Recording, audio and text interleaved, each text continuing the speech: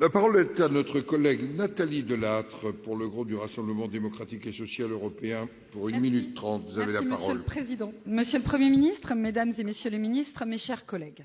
Depuis le mois de novembre dernier, le mouvement des Gilets jaunes a rendu visible la défiance que nos concitoyens ont à l'égard de nos mécanismes démocratiques. Portés par le sentiment d'être déconnectés de l'élaboration des politiques publiques, ils s'insurgent aux fins d'être plus régulièrement consultés et intégrés dans le processus des décisions.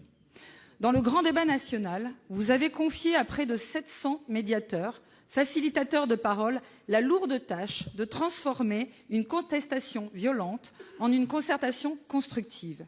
La responsabilité d'animer et de réguler au plus près du terrain ces participations de citoyens aspirant à devenir bien plus que de simples administrés.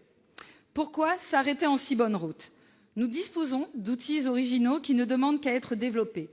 Les médiateurs territoriaux notamment, qui constituent souvent le maillon manquant entre les administrations locales et leurs résidents. C'est pour cette raison que j'ai déposé avec des collègues du RDSE et au nom de 57 sénateurs issus de plusieurs bancs de notre Chambre haute, une proposition de loi visant à institutionnaliser la médiation territoriale en France. Ce texte sera prochainement étudié dans une niche législative sénatoriale. Alors je vous le demande, Monsieur le Premier ministre, êtes-vous prêt à engager votre gouvernement et votre majorité en soutenant cette démarche par un avis favorable au vote de cette proposition de loi qui a pour seule ambition de renforcer nos outils locaux de proximité? Je vous remercie.